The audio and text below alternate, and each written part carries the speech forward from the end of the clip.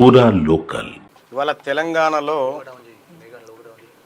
సంచలనంగా మారినటువంటి కల్వకుంట్ల కవిత గారు ఏదైతే నా మీద హత్యాయత్నం ప్రయత్నం చేసిందో ఆ అంశంలో కొన్ని విచిత్రమైనటువంటి అంశాలు బయటకు వస్తూ ఉన్నాయి.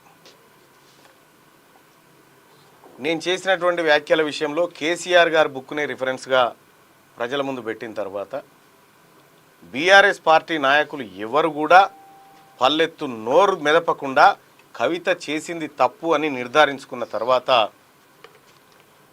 ఆమెకు ఎవరు మద్దతు చేయకుండా ఉన్నటువంటి పరిస్థితుల్లో కాంగ్రెస్ పార్టీ నాయకులు మహేష్ కుమార్ గౌడ్ గారు, పొన్నం ప్రభాకర్ గారు ఇలాంటి వాళ్ళు ప్రెస్ మీట్ పెట్టి కల్వకుంట్ల కవితకు మేము అండగా ఉన్నామని మాట్లాడమంటే ఇక ఇంతకు మించిన దౌర్భాగ్యం ఇంకొకటి లేదు. నేను ఒకటి చెప్తా ఉన్నా, మొన్న 3 మంత్రులు ప్రమాణ స్వీకారం చేసినటువంటి సందర్భంలో కల్వకుంట్ల కవిత గారు కూడా ప్రమాణ స్వీకారం చేయాల్సి ఉండే, అవునా కాదా? కాంగ్రెస్ పార్టీలో కల్వకుంట్ల కవిత గారు జైన్ కావడానికి రంగం సిద్ధమైండే. ఇప్పటికి కూడా ఆమె కాంగ్రెస్ పార్టీ అనధికారిక అనుబంధ సభ్యురాలుగా కొనసాగుతూ ఉంది. ఇది స్పష్టమవుతూ ఉంది.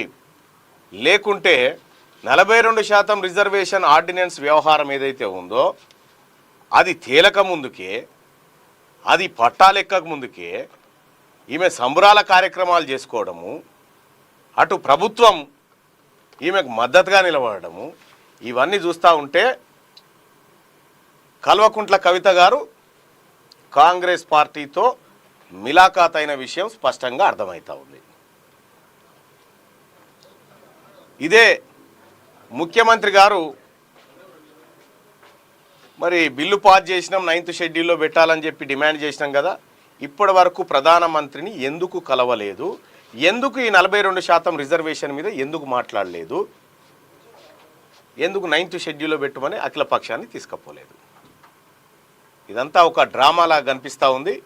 అంటే ఈ 42% రిజర్వేషన్ అంశాన్ని పక్కదారి పట్టించడం కోసం ప్రభుత్వంలో ఉన్నటువంటి కొందరు కల్వకుంట్ల కవిత ఇద్దరు కలిసి ఈ కార్యక్రమాన్ని చేసినట్టుగా మాకు సమాచారం అందుతూ ఉంది. ఎందుకంటే నిన్నటి నుంచి వ్యవహారం చూస్తూ ఉన్నాం. మా కార్యాలయం మీద దాడి జరిపి మా మీదనే హత్యాయత్నం కేసులు పెట్టిన పరిస్థితులు చూస్తూ ఉంటే వాళ్ళ చిత్తశుద్ధి ఏందో మాకు అర్థమవుతూ ఉంది.